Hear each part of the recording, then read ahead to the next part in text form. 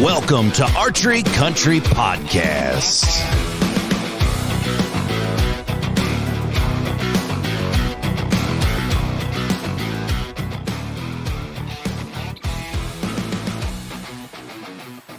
Hello, everybody. Welcome back to Archery Country Podcast. This is Wade. We are in the Waite Park location. I have Jake and Brandon here, and we are talking to a dude that is way out west and a major contributor to Victory and Victory Archery, Victory Arrows. We have Devin O'dea, a marketing and graphics manager. How you doing, Devin? Doing great. How are you guys doing? Good. We're rolling. We're rolling. We're glad that we could have you on. We've been kind of itching to do an arrow podcast. We're going to get into a little bit about arrow builds, and we're going to do a little bit of history on Victory and really dive into what sets them apart from other arrows. Our number one selling arrow in the shop, and we've all had success stories, not only just animals, but in the target world as well. They performed outstanding. But before we get into the actual carbon lay, I guess you could say, let's talk a little bit about you, Devin. Give us a little history on, your hunting and your target world and where you came from and how you kind of got with Victory. Yeah, absolutely. So I started bow hunting and just kind of like seriously shooting archery about 7 years ago. I got stuck back east when I was visiting my fiance's family by Hurricane Sandy. If you remember that one? And we got trapped there, went in our basement and found some bows, started shooting pumpkins, and I was hooked ever since. And just kind of fell face first into the world of archery. And got myself a old Matthews hunting bow and just started shooting like crazy and getting ready to try to go out and hunt and teach myself. I'm actually the first person in my family to bow hunt or do any hunting. So, that whole crash course of just trying to learn the ropes and figure out how to shoot and how to hunt. Everything has been a wild ride, but I've been hunting here in Southern California for quite a few years and quite unsuccessfully. I'm pretty sure there's only about 5 or 6 deer out there in the mountains that I've chased around. But my wife actually got into it around the same time as me, and she shot a doe a couple years ago, so that was pretty cool. Since then, we go out to New York and whitetail hunt. That was where I shot my first couple deer out there, and I did Wyoming last year, shot an antelope, and best thing about California is we've got pigs, so I've gone pig hunting and shot some pigs out here. And just, finally picked up some momentum, and it's tough, man. It's tough trying to teach yourself, but finally I've had some good mentors and worked at a bow shop for a few years, performance archery, and then ended up getting a job at Victory. So that's sort of really helped me pick up the whole technical aspect of it. And it's been a lot of fun. And since then I've really gotten into the target world too. So just kind of do it all. Perfect. So Victory, give us a little background on the legacy of Victory and the arrows from start to finish, or start to where we're at right now, if you wouldn't mind.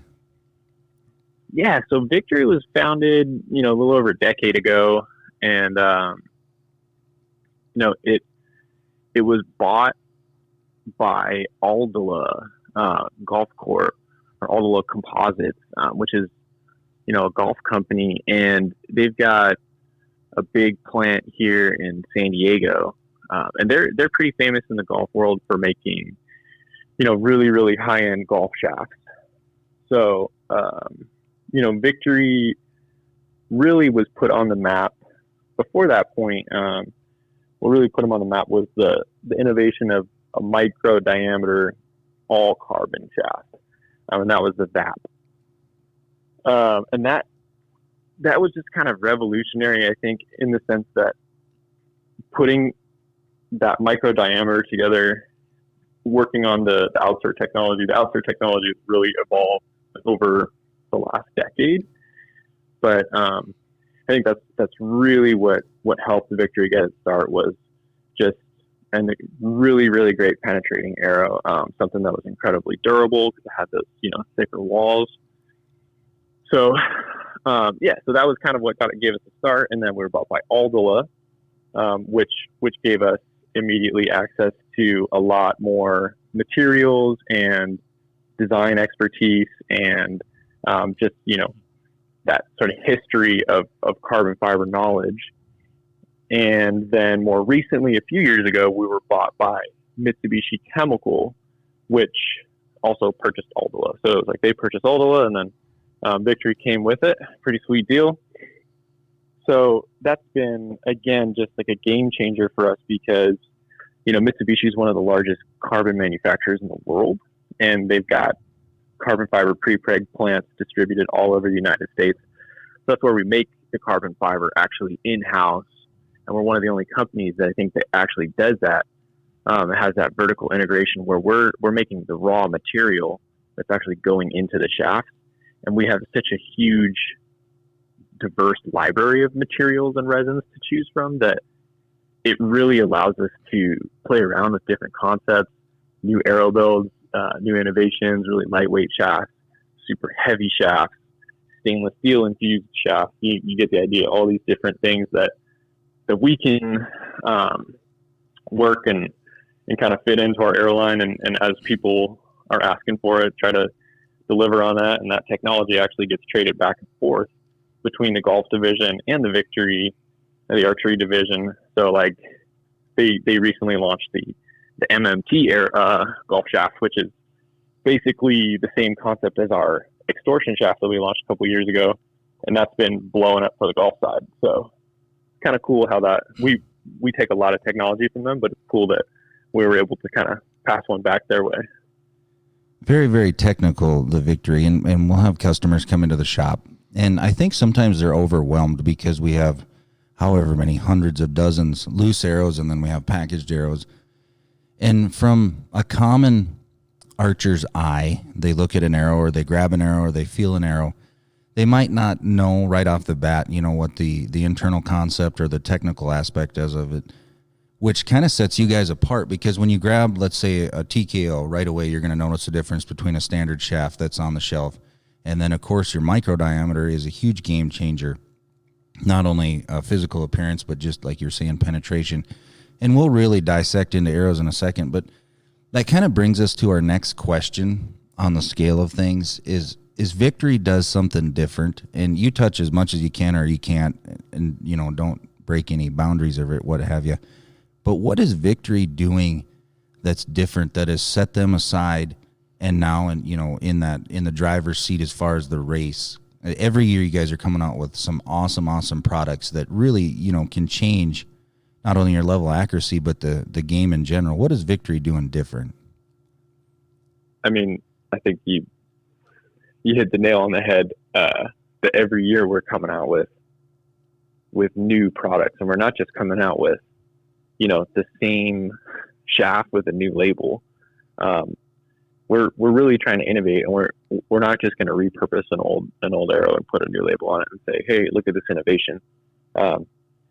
Every year for the last decade, Victory has come out with, on average, 2 to 3 arrows that are truly unique and innovative and serve a purpose and corner like a niche aspect of the arrow market and are something that people have been asking us for. So, I mean, I think one of the things that people are most surprised when they look at the Victory line and they're not familiar is the diversity of the arrows that we make and just the absolute, the span of the line that we have. I mean, we literally have everything that you can imagine from micro diameter to, fat target shaft, the lightest weight option that you want, the heaviest option that you want, something that's going to, reduce torque. We've got now stainless steel and carbon fiber infused shafts for just extreme durability and,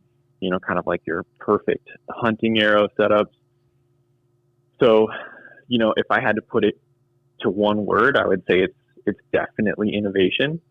But with innovation then comes the you have to be able to produce, right? It's one thing to make a prototype of something that's fantastic, but then when you go to production, if your tolerances aren't there, or you can't hold yourself to that standard, then what's the point? So I think the aspect that has really gotten people excited about Victory is the fact that our tolerances are just through the roof. And, we do offer a 1,000 straightness arrow for pretty much everything we sell. Everything's within a half a grain batch weight. Our spine deflection deviation is incredibly tight. So people notice those differences in the target world and in the hunting world, from a durability standpoint and an accuracy standpoint, that the results are there, right? And you got guys using the same arrows year after year to harvest big game and go to tournaments and get on the podium. So I would have to say that those two things, innovation and tolerances, are really what's kind of given Victory its name and help with our success. Well, I think that brings up a good point, or a good intro for, how is an arrow made? You talk about production and getting it in production, getting it to a point where you guys can produce it and produce enough of them in a high quality situation for your customers. What does the process look like from, let's say you guys come out with a prototype, you give it the stamp of approval. How does that go forward from there? And then how just a general arrow made from a standard carbon arrow up to some of your stainless mesh arrows? Yeah. So basically the way an arrow is made in a kind of simplified fashion is that, arrows are wrapped around a mandrel. So, actually even stepping back one step further is that, basically you've got your carbon fiber weaves or your sheets that come out of our factory, and all these different carbon fibers have various basically densities or strand counts, and they all serve a different purpose, right? So if we want something in a particular weight class, or something that's going to give us a particular diameter or type of strength, then we're going to select that pre-preg, which is the carbon fiber weave, which has been impregnated with resin. And so the resin contents are really specific as well. So that's really where So when you guys roll off those pre-preg sheets, they're not stiff, they're pretty flexible at that point to take the mandrel? Correct. So they're tacky, and then they're kept at a cool temperature so that resin stays tacky, because you don't want that weave to kind of expand out, or to get to basically lose its shape, because once it comes off the out of the factory, it's everything's really tight. That weave is kind of perfect specifications. The resin is all distributed perfectly. So I think the key is keeping that at just keeping that weave intact, and then stored at the right temperature, from what I understand of that process. And again, I'm not an engineer, but I've fiddled around with some carbon fiber things when I've been doing my own fun little prototypes, making skateboards and such like that, surfboards. So got just a tiny bit of experience there. But the key is, that pre-preg is everything, right? If you don't start with a quality material that has been handled well, and you try and roll an arrow around a mandrel, which is, you've just basically got a perfectly straight steel tube, steel rod. If you don't do that process right, and your weave starts to open up, or you don't have it rolled up really tight, that's where you'll never get the same tolerances. So anytime that we are prototyping something and we have a specific concept, a pattern, and it doesn't come out quite right, that's always the first question, is how was the material handled? Was it done according to, this procedure? Because that's really, really key. So, I think people don't understand so much that, that raw material that goes into the arrow makes a huge difference. And then the real like subtleties between arrows is that, with a mandrel wrapped process, you've got so many different layers that go into the build of that arrow. So you've got, unidirectional fibers, and then fibers oriented at different degrees to give you the strength properties that you're looking for. And kind of the way I sort of try to describe or envision that is, you've taken a dowel with the wood grains running in one direction, right? Or a dowel with the wood grains running in the opposite direction. You can just snap that pretty easily because everything's right there. You can see the grain and you can just break it. It's like a pencil. Super easy to break in your hand. But if you were to have something that was constructed with one layer going in one direction, another layer going in another direction, another layer going straight over and over and over, and you tried to break that, you couldn't do it because you've got all those different fiber layers oriented and reinforcing each other, creating that, that weave durability.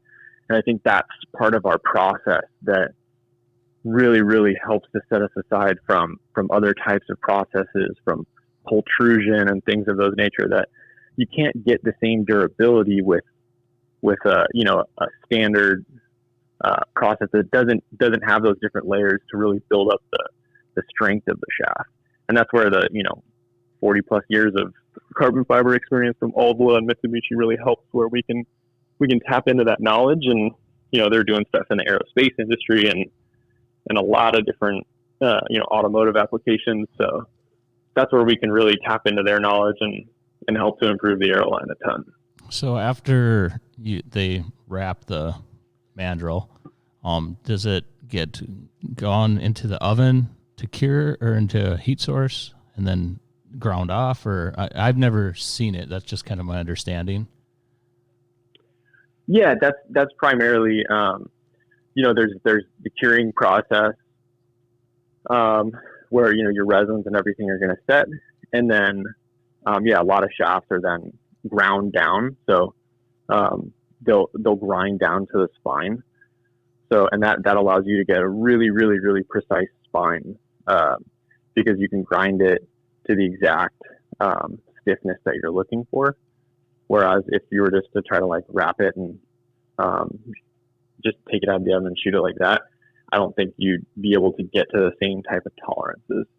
So that's also part of the process, is grinding to the spine. Yeah, one question I have, Devin, is, and this might be jumping a little bit ahead here, but on your guys' arrows, especially on your high-end ones, you guys do the spine aligning decal on there, which works really good as far as if you got bare shafts, we can fletch on that, or if you're buying pre-fletched ones.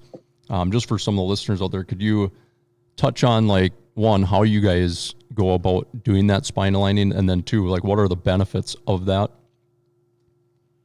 Yeah. So the spine alignment, that's the process that we use to identify the stiff axis of flex on the shaft.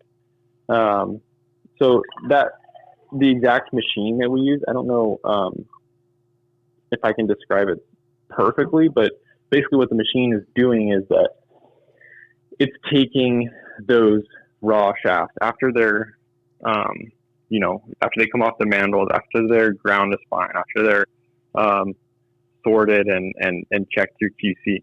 Then they go, one of the last things that happens is they go to our digital spine alignment machine, and they're essentially put under a load where the machine will roll the arrow to its weak side, and then it's gonna basically give us a reading on where the stiff plane of the axis is, stiff plane of the arrow is.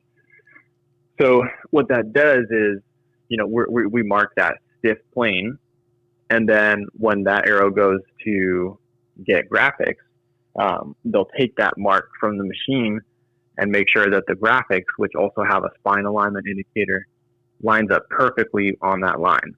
and really the way the spine of an arrow works is that there's essentially kind of four points. So you have on each stiff and weak axis, you have, you could find if you had your own spine alignment machine, you could find the stiffest point of that shaft, and that would be on your spine line, or you might find that was 180 degrees from the spine line. But what's happening is that as long as you're fletching your arrow on that plane, the arrow is going to perform the same way, because out of a compound bow, you're getting vertical flex, you're getting flex on that y-axis. On a recurve, you're getting flex on that x-axis. So as long as you're orienting and fletching the arrow on that stiff plane, you're going to get that consistent result, because you want to limit the overall variabilities in your shaft. So by taking each shaft and ensuring that each one is going to flex on that stiff plane and is going to flex the same as the other ones, then your grouping is obviously going to tighten up a bunch, because you don't have one arrow that's flexing on the weak plane right off the bat, which means it's going to be flexing overall more compared to the one plane that's oriented on the stiff plane. So it's just another level of getting your shafts and your equipment and everything to just be incredibly consistent batch to batch. So, weight's a huge factor. Straightness is a huge factor. Spine is a huge factor, because, if everything is flexing the same, then you're going to get better groups. And I think as an end consumer, we see it and we recognize it as pro shop guys. But so an individual buys a dozen arrows from Victory, and they notice immediately after they're tuned and after they're sighted in that they're consistently holding tighter groups. And it doesn't matter if it's arrow number 1 or if it's arrow number 12. Where other arrow manufacturers, and not very many people at all are going to do this. If the only way to really find that is, one, invest the money into a spine tester, which you're not going to do, most of people. Or the next step, I guess, is they could do they could paper tune every arrow and find where it's, indexing as far as the knock. But that process is already done. You don't have to float them in a bathtub, and that's, back in Granddaddy's age, they did that. Now you shoot them through paper. But our customers are seeing it's already done. The work's already done. And the consistency, which is a word that we've said numerous times on this podcast, that is a secret ingredient in archery. And they're finding that because, and it holds true from your TKO series to your standard shafts to the sports to gamers to elites. And I love how they put elite as the 001 straightness. It's not a pro model or anything. It's an elite standard. But that's what you're kind of talking about, and I think you hit it, like you said, straight up and out of the park, is the consistency, because it's already done as far as spine aligned. Yeah, and like you said, I mean, I've worked in a shop, right? And so I've gone completely down the rabbit hole with all of my equipment. I used to take each arrow and I would do my own straightness measurements, front, middle, end. I would do my own spine measurements. I would rank each arrow. I would write numbers on them. I would take hours and hours and hours and hours to do this stuff, right? Fletching them myself, like just making sure they were just like the best they could possibly be. Because it was, I don't know, I guess I had a ton of time back in that day, and I don't know what happened, where all that time came from, but I used to love doing that, right?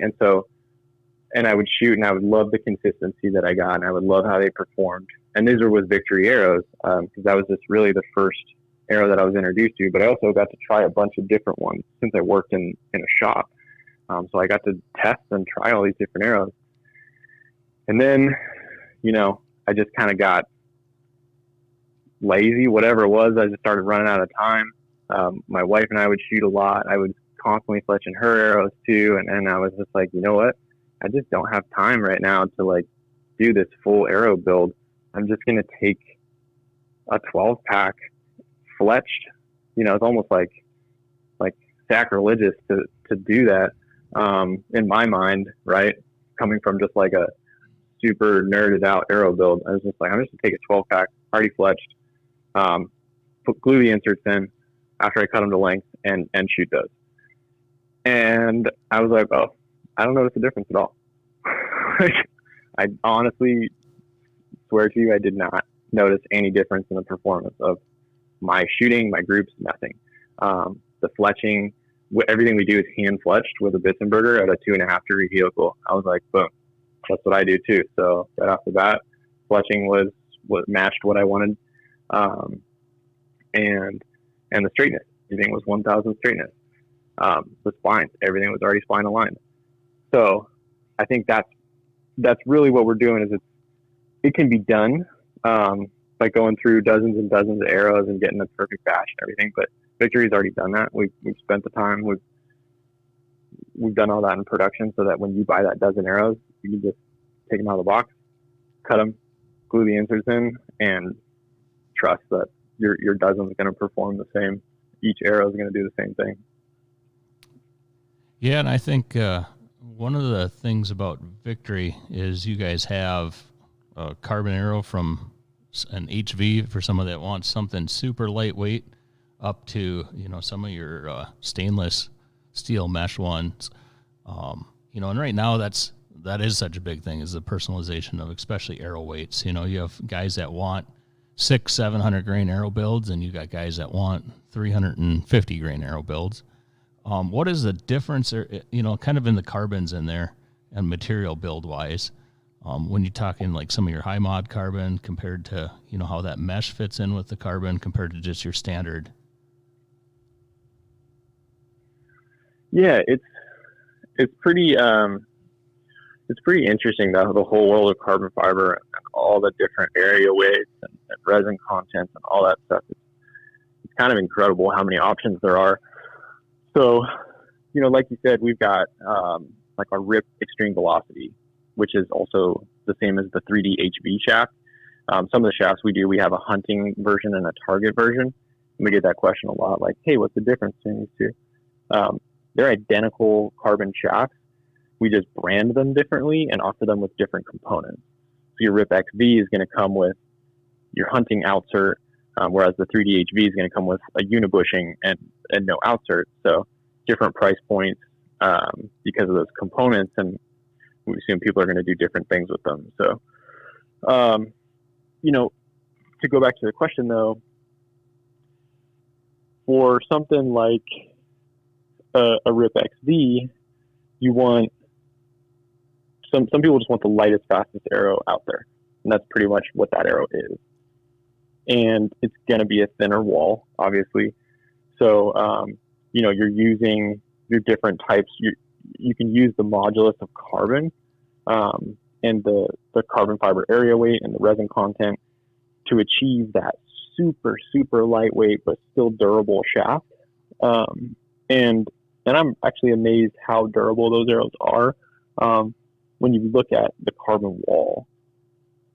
So, you compare the RIP XV to, let's say, the RIP TKO, both a 204 diameter shaft. The TKO's got a much thicker wall, and that's in part because it has the 45 degree low torque weave on the outside, which is going to add durability. It's also going to really help with your torque recovery and everything.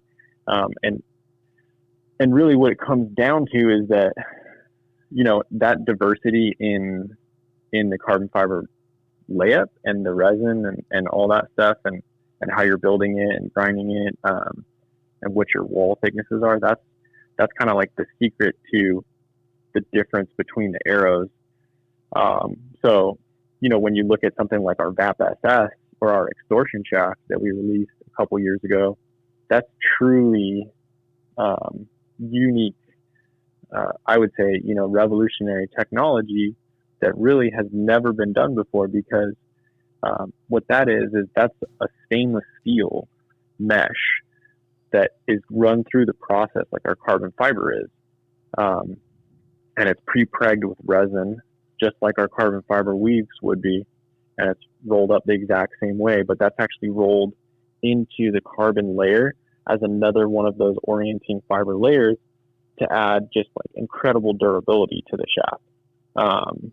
And you know, what we wanted is we wanted that durability in that arrow, but we didn't want to sacrifice a ton of weight, and we didn't want to have something that was going to bend and take a set like aluminum does, because, you know, steel right off the bat has a 3-to-1 higher yield point than aluminum. So just from a material standpoint, your aluminum is going to want to bend and stay bent 3 times easier than steel.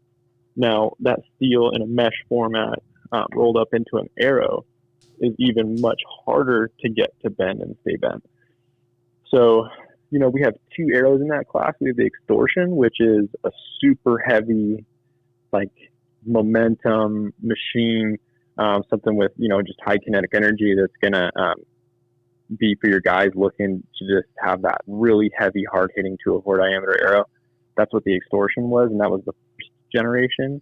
The VAP stainless steel actually has an even thinner mesh than the Extortion, so thinner, lighter mesh, and that's really, like, I think the pinnacle of what we've done for hunting arrow technology, because it's right there in that same grains per inch as our VAP TKO. It's right there that, you know, a lot of your bow hunters are looking for. Give you the opportunity to stack a bunch of weight up on the front if you like. You know, it comes with a 50 grain outer. We've got 75 grain options, and you can add that FOC if you want it, but you're not stuck with a 550, 600 grain arrow to have a really, really, like, you know, hard hitting sledgehammer of an arrow. And you see that a lot, this whole extreme front of center trend that is, I call it an internet phenomenon, you know, but people are buying into it. What I really enjoy about Victory is I don't have to sub out my components. Like, I don't have, you know, if I wanted to buy the shaft that I want to buy, and I don't have to go elsewhere to get a different component. I want the same engineering feed. I want the same technology. I want the QC that comes from Victory is phenomenal. But you can go from one end of the spectra all the way to the other end, from light versus heavy, with your components. And I think you've put just as much time in your components as you have, you know, your shafts. And correct me if I'm wrong, but just having the advancement that you know, some guys, their eyes get big as saucers when we tell them all of the options that you can get with a Victory arrow. And can you touch on that a little bit about your components? Yeah, I as like the marketing and graphics manager, every year I got to do the catalogs, and I have to wrap my head around our components. So sometimes my eyes get big as saucers too. Yeah, I mean, we have a ton of options for people. It's amazing. Like I said, in terms of arrow count and components, it's amazing how the diversity of what we offer. But yeah, I mean, we've been just trying to innovate in that category as well, because an arrow is really only as good as its components. So, you know, for that micro diameter shaft with the, you know, invention of the VAP arrow, I think we've had 5 different generations of outsert, and we've really hit the nail on the head with the latest version with the Shock TL. I think that, you know, incorporates a much larger sleeve over the shaft and the post that goes inside, all in one component that's all built together. So it's almost like having a footer built into your component to cover that carbon and protect it, which is just proved to be really, really successful. And we've got some kind of cool videos shooting that with our new VAP SS arrow through an elk steamer on our website, and you can just see it smash right through, and then we just pull it out and spin it. It spins true. So, and I did that test actually with the same arrow. We shot the same elk femur in different places like 7 times. And I had fletched up a whole dozen for that test, and then only ended up using 1, which was just like mind blowing to me, because I thought for sure we were going to break some stuff. But we didn't. And I think that's a testament to the strength of the arrow and the strength of the components. And that's not just in the hunting world too. I mean, in the target world, we've got so many different options for your, your guys looking for a specific weight. Everything that we do, all of our components, hunting and target, are threaded from the back, except for the 166 line, which is just too small for that standard 832 thread. But everything else is tapped from the back, so you can add weight to your target points, to your hunting shaft if you want, and that's really nice just to be able to kind of fine tune. But I think too, the other part that I really like about that is I can stay with, more of a standard 100 grain broadhead setup and still tweak my front of center and still tweak my components without having to get into a heavy, 150 grain broadhead or a lighter broadhead, and then be really limited on my selection too. So having those components tapped is a really nice deal, or having the stainless components and the different options. Yeah, definitely. And it just gives you that ability to play around with it too. I mean, if you're not sure, if you're having a spine issue, or what might be going on with the tune of your bow, being able to play around with the arrow weight is huge, because you can weaken up that shaft and right away know, like, oh, okay, this is what's going on. I'm having my shaft is too stiff. I threw some weight on there and it tuned out great. So rather than going through kind of tearing your hair out, you can test some theories there pretty quickly and get to the bottom of it. And I think a lot of some of our customers, that we call them geeks or arrow geeks. For example, a guy can come in and he can buy a dozen, let's just say, RIP TKOs. Okay, you can get 4 different inserts for that. The days of backing out your tiller tune or trying to lower your poundage because you have one arrow. Now we can tune the arrow to our setup, and there's some controversy, and might get some emails on this, but if you're tuning your arrow to your bow, you're going to have faster reactions and you're going to have a better outcome down the line, because there's only so much we can do to a bow, in the shop, and then individuals that are doing it on themselves. But just you can buy a dozen arrows and you can, fletch 2 of them and do them with 50 grain, the new TLs, or a stainless steel, if you wanted to go closer to that 100 grain setup, or just a standard insert at 20 some grains. That's in one package of arrows. That's 3 different arrow builds that you can fine tune, I guess is the word that I'm looking at.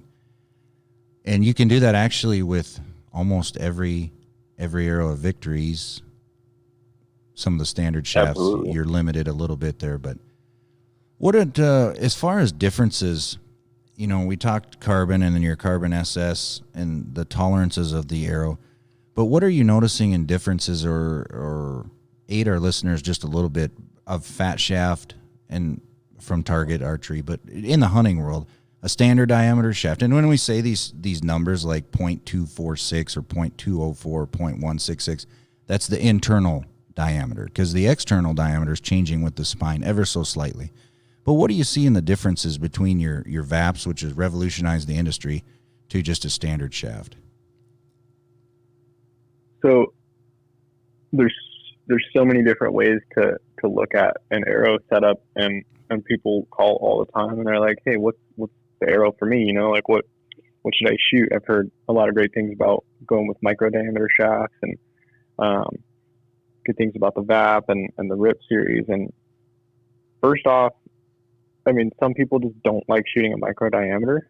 Maybe that's because of the way it fits in their quiver, or maybe they've had a bad experience with components in the past. I think a lot of those things have quickly been addressed in the industry. So the sort of disadvantages to going with a smaller diameter shaft are fewer and fewer. And what you're going to gain from that is much better penetration, a lot of durability, because you've got a thicker carbon wall generally with a micro diameter or a smaller diameter shaft. And the reason why they penetrate better is because you've got a larger component on the front, smaller diameter shaft. There's less friction. That arrow's just no drag as it's passing through the target. So that's one great advantage in the accuracy standpoint. A smaller micro diameter shaft will also cut through the wind a lot better, because you've got less surface area to get pushed around. So those are all really good advantages of going that route. But by all means, have to shoot a micro. You know, our standard line, like our V-Force and our V-Force TKO, are actually phenomenal arrows for hunting and target. And I get the question a lot, like, oh, I want a shaft that can, you know, do everything. I want to shoot 3D. I want to hunt. I want to do it all with the same arrow. And I tell a lot of people that the V-Force TKO is a fantastic option because it is that standard diameter, so you don't have to worry about quivers or anything like that. You get a little bit better scoring potential for a 3D without having, you know, to get blown around in the wind by like a really fat shaft. If you're shooting 60 pounds, you know, don't even need that much, and you put the arrow in the right place, you can take down anything in North America with that arrow. I think a lot of people get a little bit sort of carried away with wanting to have just like the most extreme, absolute best penetrating, just like absolute bone crushing machine, which is cool. I dig it. I'm right there with you. I do it. I love going down that road and getting it set up like that, but it's not necessarily the only way to do it. And it's not necessarily, you know, it's not essential per se. If you want to go out and hunt deer, you don't have to have, you know, a $250 arrow build and something that's, you know, that's going to have like all the latest and greatest technology. It's certainly going to give you some advantages, but if you wanted, you know, the V-Force TKO, or something in our standard line, you're still going to get all those same precision tolerances that Victory offers. You're still going to get all those same features.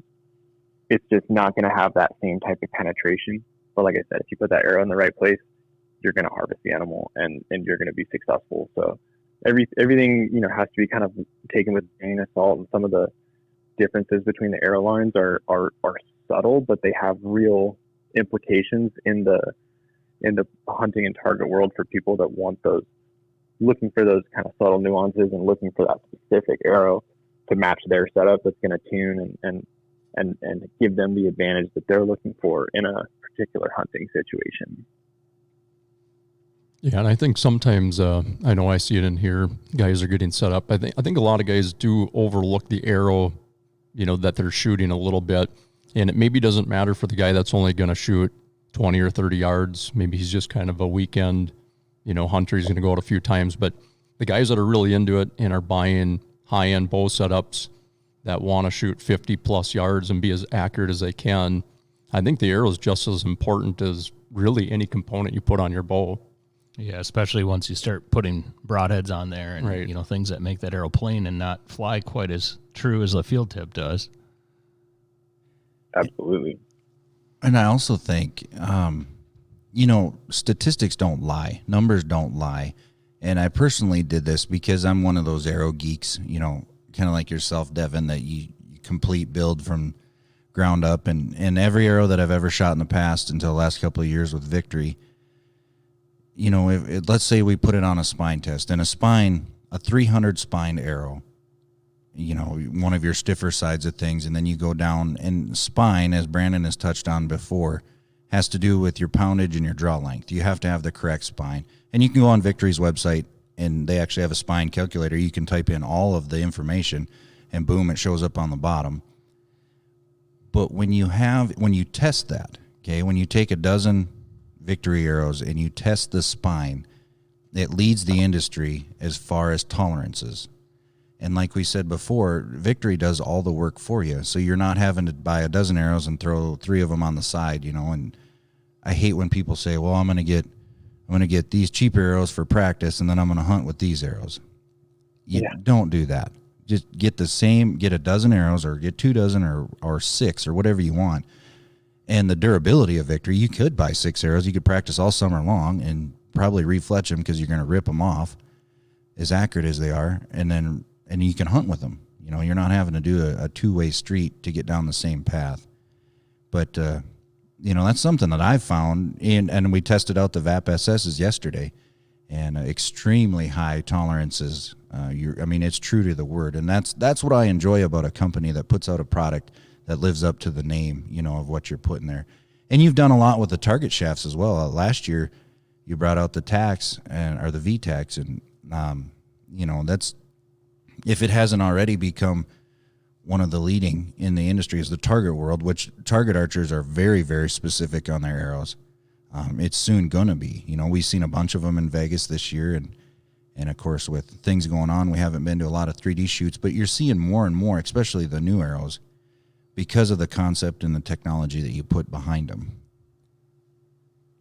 Yeah, and on those VAP SS arrows, that we couldn't cherry pick anything because we have gotten so many orders and we're so slammed on that arrow that, we're literally cranking those out as fast as humanly possible. And obviously everything's going through our QC, and we're not cutting any corners, but we're certainly not cherry picking arrows and sending them to you guys. Be like, hey, check this out. Look at this perfect dozen. We went through and hand selected through 10 dozens to get the perfect one. No, those are just hot off the press. That's what you're getting. So that's cool to hear that those are still living up to the same standards that we have for all our shafts. And something else too, just to touch on that a lot of people don't think about, something really cool about the Victory line. You can, let's say you're shooting a rib TKO. You can buy 6 dozen, whatever it is, of your rib TKO elite arrows that you want for hunting that are just the best of the best. And you can actually buy another 6 or dozen of the rib TKO sport arrows. And we publish the batch weights on all of our shafts. So you can get an identical arrow. The only difference between our elite, gamer, and sport is that they're laser sorted at the end of production. So the 1s become elites, the 3s become gamers, the 6s become sports. And so if you wanted that practice arrow, that cheaper arrow to just practice with all year, you can just buy the sport shaft, which is going to save you a bunch of money, beat the hell out of those, and then shoot the elites and have your really high-end shaft. And they're identical. They're weight, everything the exact same. So, for those guys that do want to, I want to practice with the cheap ones and I want to hunt with the good ones, you can actually do that with Victory and not sacrifice anything and not have to worry about retuning or resighting it or anything like that. Yeah, I think maybe a little fun exercise here towards the end of this is maybe we'll go around, kind of say what our arrow builds are, what we're kind of going to hunt this fall and why we chose it. Maybe we'll start with Wade and give us the rundown. So I'm running two completely different bows as far as setup. I have a Matthews VXR 31.5, and I'm going to run the VAP SS with the TL insert that comes with it. It's 50 grains. So that arrow is cut at 27.5 inches. And then, of course, the insert-outsert system puts it just a little bit over 28.25.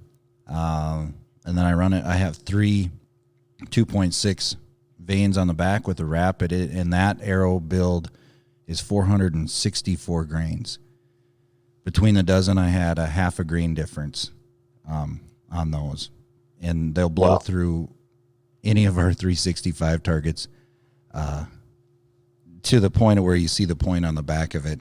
They're just absolutely detrimental on anything. And then I went a little bit lighter on my Bowtech Revolt X. I went with a RIP TKO. I still put the 50 grain insert, but that knocks it down to 8.8 grains per inch. Same fletching configuration on the back, and using the Victory knock that comes with it. And that's another thing we can touch on a bit. But that one there is 434 grains on the nose. Very consistent. I'm getting a little bit more speed on that setup, and I think that's what I'm going to use. I'm kind of a speed freak a little bit, and when we go West River, I'm going to chase that speed, and I still get with a 204 inside diameter. I'm still getting I'm cutting the wind drift down a bunch. But those are the two arrows as far as hunting that I'm gonna rock this year. Yeah, so for me, I shot the VAP arrows for probably 7 or 8 years up until I think 3 years ago. You guys came out with your RIP TKOs, and I've been using those for deer hunting, turkey hunting, mule deer hunting. Have had awesome luck with them for penetration and everything. I run the 300 spine with just their standard 20 grain insert, as I like to be a little lighter. I think my setup's like 404. I am going to play around a little bit with that new VAP SS this year. I don't know if I'll use that instead of my rips because I've had such good luck with them, but I am going to get a set and shoot them and tune them and play with them and I guess kind of see what I like better. And I haven't set them up yet, but when I was looking at them, I'll probably run the lighter insert, and at my draw length, I think I'll probably run around like 430 total setup weight. What is your draw length, Brandon? 27 and a half. Okay. But then, with that VAP, with their components, I'll be cutting it a little shorter. So my total carbon will probably be like 26 and a quarter only. And you're talking mostly deer setup as well. Yeah. So, right. So for me, I'm not elk hunting at all. This is all mule deer, whitetail. And is that the grain weight you're kind of looking for? What do you kind of prefer? For me personally, I kind of like to be right around that 400, and that's where that rip TKO for me is. Like I said, it's 404 at my setup, and I think that's a great combination as far as speed, but still having a hard hitting, good penetrating arrow. And I've had awesome luck tuning it, long range shooting. I've passed through everything I've shot, and my draw length's pretty short. So, I shot a mule deer last year at 60 yards, and I picked it out of the dirt on the other side. So with a smaller, as far as inches in your arrow shaft, are you dropping down in a spine? Or do you always spine up? I actually like to spine up, so I'm shooting 300 spine. I prefer a little stiffer arrow. I've had better luck tuning it out of my bow. I think long range, I've had better accuracy, better broadhead flight with that as well. Jake, which one of your 1,500 bows do you? Well, this will be the first year in 20 years I don't have an out-of-state tag in my pocket, so I'm looking mostly for deer setup, and my philosophy is probably different than both. I've been shooting rip TKO with the aluminum component to try to keep my arrow weight at like that 430 grain for elk hunting. That's kind of my sweet spot. If I can be at that like 430, I feel like I still have enough penetration on big game, but I can still get away with a little bit of mispinning or yardage guessing being off. I'm actually going to either shoot, right now I got some rip TKOs and actually put the stainless in there and actually went heavier for a whitetail setup just because the yardages are known more. I'm not guessing, things aren't happening as fast. Well, they can, but generally not as fast as you are when you're elk hunting or out west. So I'll end up with that setup or a VAP SS, somewhere probably around that 460 grain, which mainly to shoot a big expandable broadhead to make sure. And you're shooting on that build, you're shooting the Garmin. Yep. So you're having the ability to range. Yes. So before we get into Devin's build, and Jake, continue on yours, the reason that I think Brandon's in the same spot as me, is we've hunted out west enough, or even here in the Midwest with whitetails. Yes, everybody ranges the birch tree that's 22 yards away from you. If something happens and you're not shooting a Garmin, which for those of you listening, the Garmin is a rangefinder built into the sight, automatically sets your pin once you let off the trigger, tells you where you're at. But if you have any misjudge, like Jake said, on yardage, you have to have a little bit of forgiveness. If you're shooting a 796 grain arrow at 60 pounds because you think that you're going to, aim at the shoulder and you're going to be all right, what happens if he wins you, or what happens if the doe moves off and now he's 7 yards further and you don't have time to range him and reset your sight or drop down? You don't know if you're going to drop down to a pin where at that yardage, 3 or 4 pins might not be on a deer cavity with that heavy of an arrow. Where our arrows, I can put all 5 pins if I'm shooting a fixed, or I know that I'm only going to have a 3 or 4 inch difference. So that's the mentality behind us. Yeah, and I think that's where the great arrow debate is right now. The last heavy setups I've shot was probably 5 years ago, and I hit a really big elk that I was off probably 8 yards. He came in with a herd of probably 50, and they were all around me, and I drew back and guessed probably 8 yards off, one-lunged him, kind of backstrapped him. I spent 2 days staying on him, never could get another arrow in him. And that same year I mispinned a mule deer. That happened quick too. And I've just found for myself, if I can stay in that 430 range for western hunts, I can still be around that 300 feet per second. I don't have any problems with penetration, but I have a little bit of forgiveness with setup. I mean, even the elk I shot last year, he came in quick to water hole, and I was at full draw already, and I guessed, and I mean, I double lunged him, but if it would have been a real heavy arrow setup, I think I would have hit him high, and then that would have been a sad year instead of a super happy year, you know. But And that's where the personal preference goes. What's your draw length, Jake? 30 inches. And shooting 70 pounds? Yep. Versus 27 and a half. 27 and a half, yep. And I'm 29. Devin, what's your draw length? 29 and a half. Okay, so kind of at the tip of that golden triangle, so to speak. So the 29 and a half and the 30, you guys are already getting off the charts as far as kinetic energy and your draw force curve with that poundage. Devin, what are you going to run, or what hunts are you going on? And then what are you going to have different arrow builds, or are you just going to rock one for this year? Well, I need to figure my shit out. That's for sure. So I'm probably going to shoot the RIP TKOs again. That's what I shot last year and last couple years. And so I think I'll probably go to our new Shock TL outsert. And I'm going to beat up on Jake a little bit because I know you don't have any out-of-state tags because you just had a baby, but that's no excuse. Yes, sir. We're going to drive 20 hours to Wyoming, my wife, our baby, and I, and we're going to bring that baby into the blind and go shoot some antelope. So get on it. All right. Over the counter, here we go. Yeah, exactly. No, I mean, in all seriousness, that is the plan. So, and I'm putting all my chips in that antelope basket. I just got the draw results yesterday. So I went out there last year, did draw a buck tag, shot a doe.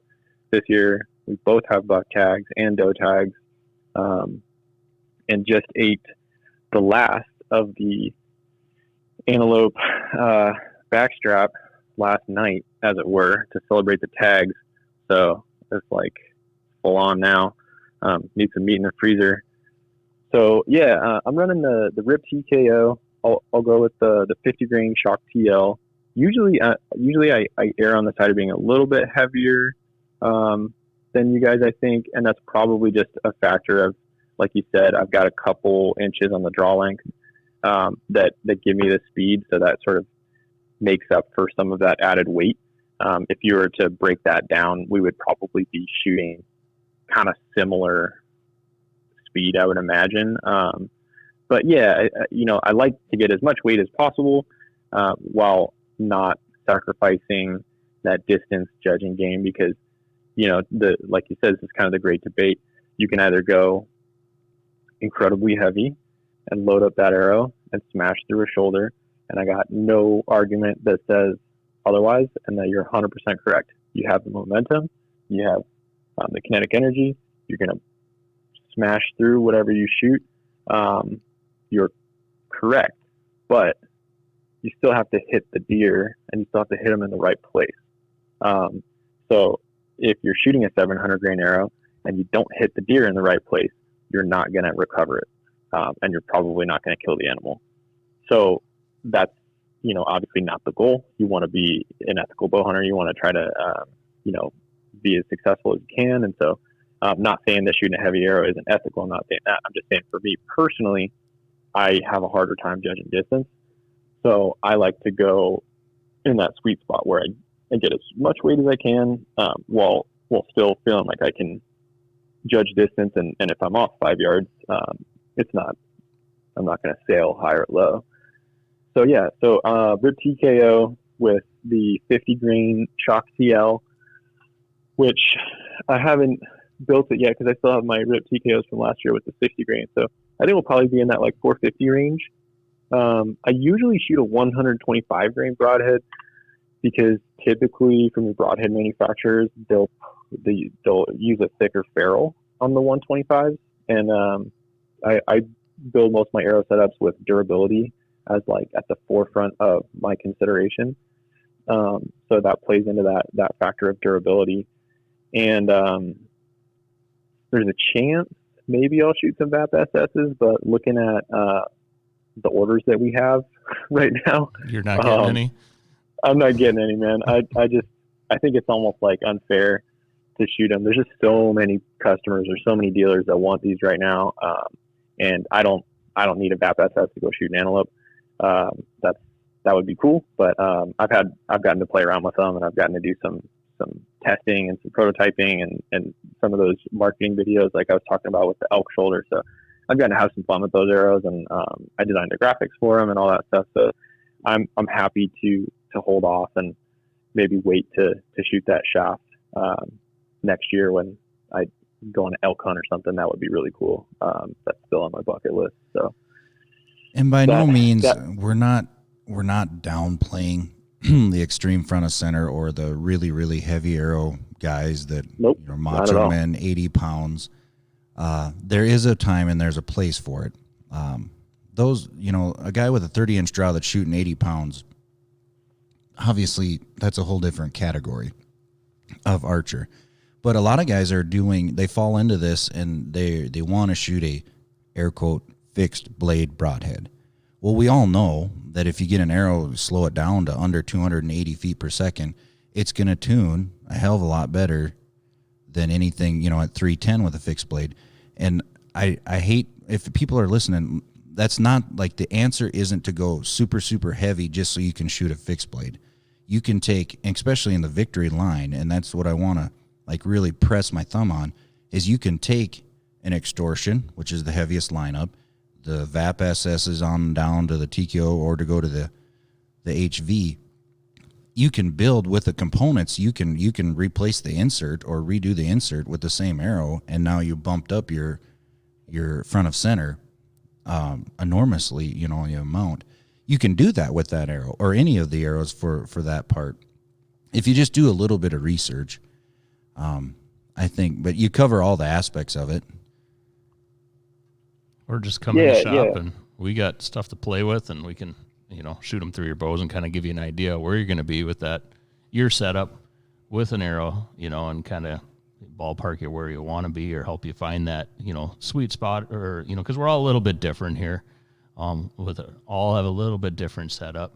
But, part of it comes with shooting some arrows through your bow, figuring out the weights, figuring out what kind of performance you're getting out of it, and doing some calculations to figure out, all right, maybe you want to go a little bit heavier. You're not going to be taking long shots. You're not going to be, going on a out west hunt. You're sitting in the tree stand shooting 30 yards, or it's not a big deal.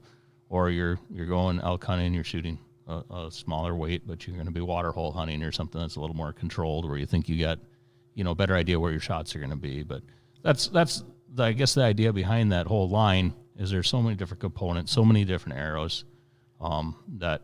You can have that personalized setup and achieve exactly what you want with the straightest arrow, with the best materials to do that for that arrow weight. Yeah, and that's literally, you guys literally hit it perfectly. Because when people call, they say, what's the right arrow for me? And my first question, besides, what are you hunting and all these things, is how heavy do you want it? Because that's the part that everyone has their most, unique preferences. And just between, all of us here, everyone's got their own weight that they're looking for, right? That works for their setup, for their goals, what they're hunting at that time. So, and I think that's the key to the Victory line, is that if you want to be 405 grains, we could probably help you get to that within a grain or two. If you want to be 500, 600, 700 grains, we can figure out how to make it work. And yeah, there's nothing against shooting a super heavy arrow. It's just everything in bow hunting is a trade-off, right? If you want to shoot something really, really heavy, well, you're going to lose a lot of speed. So maybe they're going to jump the string. If you want to shoot something really, really light and fast, well, they're probably not going to jump your string as bad, but your arrow is going to be way louder. Your bow is going to be way louder because there's less energy there. And, you may not get that same momentum. So everything's a trade-off. It's all what works for your setup, what you're hunting at the time. And yeah, it sounds like you guys have some pretty sweet builds. So anyways, Jake, I'm going to continue to beat up on you for not doing an out-of-state hunt. Come on, you got to bring that baby into the blind. Yeah, I got a new piece of property I bought this year. So between getting that set up and spending some time with the little guy, I decided to build points. But I'll put one on you. My little guy will be building points in July already at like 4 months old. So Montana, Montana, you can start building points. Well, we're moving to Montana. Well, that way, I figure for his 12th birthday, we'll be going on a really cool elk hunt. No kidding, man. Holy shit. I don't think the little one will be spoiled at all. Do you, Brandon? I love it, and we strongly encourage it. Devin, we've been on here for an hour and 5, and I know you're super busy, even though it's early out west. We appreciate you being on, and we encourage everybody, if you're right in the market, or even if you've been shooting the same arrow for the last 5 years, come into the shop. I'm staring directly down to our arrow wall right now. There's 12 different arrows hanging on the wall. If you put into from bare shafts, there's 25 to 35 different arrow builds from Victory, with the knowledge, the experience, and of course, personal experience and customer. We listen to our customers all the time. Strongly encourage you to kind of check out some of the new things from Victory. We still have like the original VAP that surprisingly we sell every day. They go out the door. And there's just a plethora of information out there, and we'd love to dissect the arrow build. It's a very, very important tool in your setup. And you can go on Victory's website, and you can pretty much build your arrow before you get here, and we have all of the stuff in stock. Devin, again, we appreciate everything. I hope you're the best, and we'll probably check up with you here this fall. I'd love to do just a target arrow podcast with you, as we got a chance to see it at ATA, and the new arrows we just dabbled with a little bit, and they're eye-opening. So, again, we appreciate it. On behalf of Jake and Brandon and myself, come on into the shop, subscribe to all of our podcasts on the platforms, also our YouTube channel. And thank you again for listening to Archery Country Podcast. We'll see you down the road.